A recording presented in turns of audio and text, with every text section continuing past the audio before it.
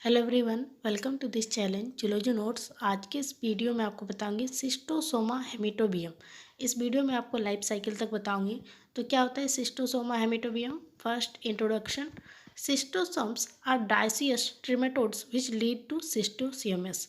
बोला जा रहा है ये जो सिस्टोसोम्स जो होते हैं ये डाइसियस होता है। डाइसियस का मतलब होता है इनका जो मतलब मेल सेक्स और फीमेल सेक्स दोनों अलग अलग बॉडी में होते हैं।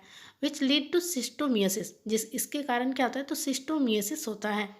सिस्टोस Schistosomiasis is a waterborne disease constituting an important public health problem and affecting millions of persons in Africa, Asia and Latin America।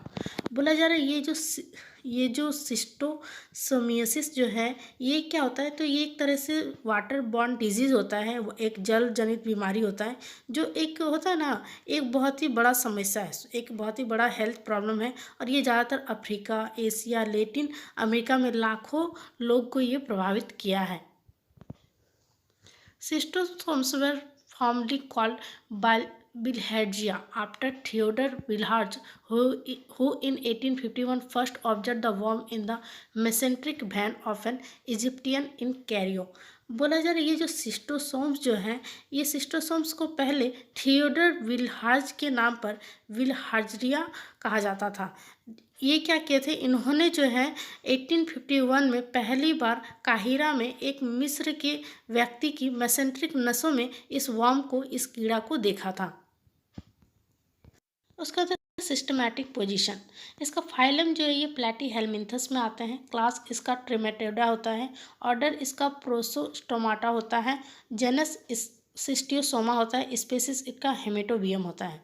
बस आपको याद क्या करना है तो फाइलम प्लेटीहेलमिन्थस, क्लास ट्रिमेटोडा और ऑर्डर प्रोसोस्टोमाटा। वही है, टॉपिक का नाम ही जेनस और स्पेसिस में आ जाएगा। उसके बाद जियोग्राफिकल डिस्ट्रीब्यूशन, इसका भौगोलिक वितरण क्या है तो various part of Africa and middle east. ये जो है ये अधिकतर अफ्रीका में और मध्य पूर्व के मतलब अलग अलग भाग में ये पाए जाते हैं।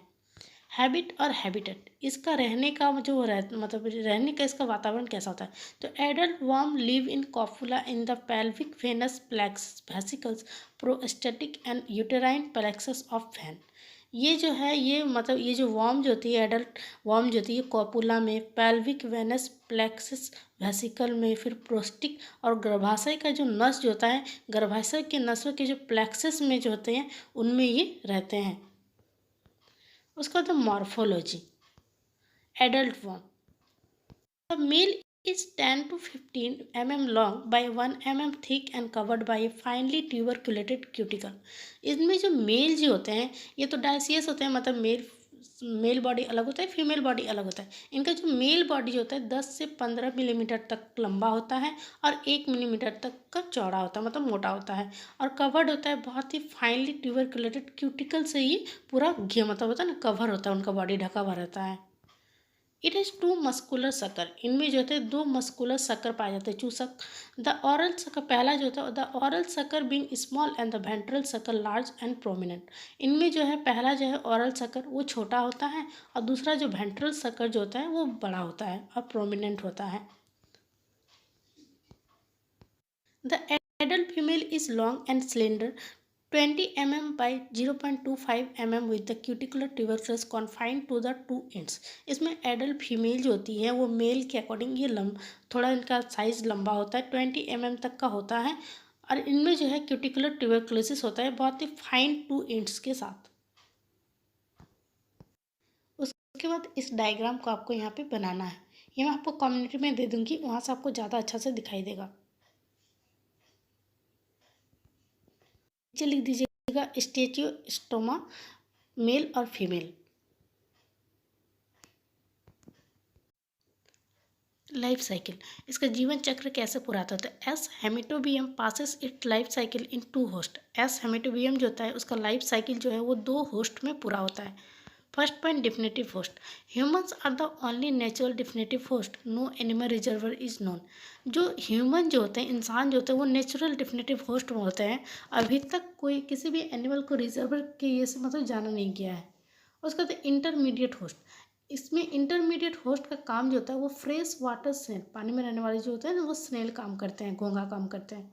इन्फेक्टिव फॉर्म कौन सा, मतलब किस स्टेज में होगा जब तब वो संक्रमित करता है, तो वो होता है सर्केरिया लार्वा। ये जब सर्केरिया लार्वा जब उस स्टेज में होता है तब फिर वो इन्फेक्टिव होता है। उसके बाद इस फिगर को आपको यहाँ पे ड्रॉ करना है। ये सर्केरिया लार्वा का ये फिगर है। The eggs that are passed in urine are embryonated and hatch in water under suitable condition to release the free living ciliated miracidia। बोला जा रहा है एग्स जो होते हैं वो यूरिन के द्वारा वो पास्ट हो जाते हैं, फिर वो इम्ब्रायनेटेड होता है और हैच होता है पानी के अंदर, जब उसको एक सुटेबल कंडीशन मिलता है फिर वो रिलीज करता है एक फ्री लिविंग सिलिएटेड मिरासीडिया को। Miracidia swim about in water and on encountering a suitable intermediate host penetrate into its tissue and reach its liver। Miracidia जो होता है वो फ्रीली वो स्विम करता है, तैरता है वाटर में, और जब उसको एक सुटेबल इंटरमीडिएट होस्ट स्नेल जब मिल जाता है तो फिर पेनिट्रेट कर जाता है, उसके टिश्यू में वो घुस जाता है, फिर वो लीवर में वो जाता है। The intermediate host are snail of bulinus species in Africa. Africa में इंटरमीडिएट होस्ट का काम ज़्यादा स्नेल का एक स्पेसिस है बुलिनस स्पेसिस, ये इंटरमीडिएट होस्ट का काम करता है अफ्रीका में। India the intermediate host is the limpet ferrissia tenuis. और इंडिया में जो है वो इंटरमीडिएट होस्ट का काम लिम्पेट करता है और फ्रेसिया टीनियस करता है।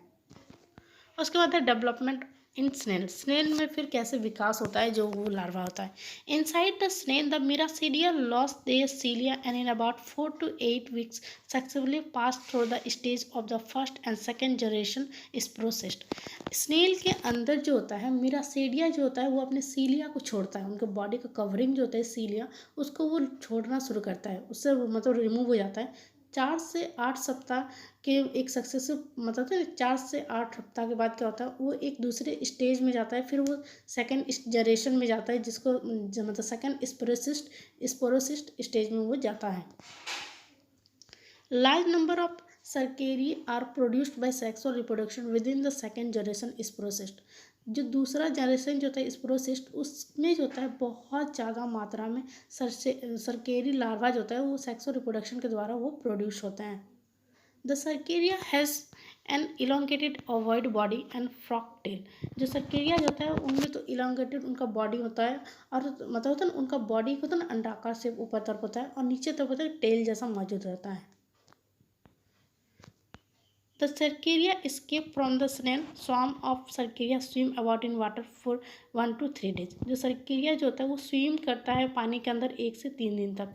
If during that period they come in contact with person bathing और wading in the water they penetrate through their unbroken skin. बोला जा रहा है जब मतलब वो जो लार्वा जब उस स्टेज में मौजूद रहता है तब अगर कोई पर्सन उस जगह पे मतलब मौजूद रहता है तो उसके अनब्रोकन स्किन के द्वारा वो उनके बॉडी में वो इंटर कर जाता है। इस फिगर को आपको यहाँ पे ड्रॉ करना है।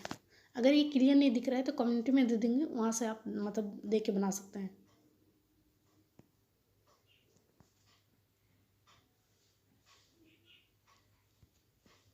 डेवलपमेंट इन मैन, जब वो मैन के अंदर जब वो लार्वा चल जाता है तब फिर उसका विकास कैसा होता है।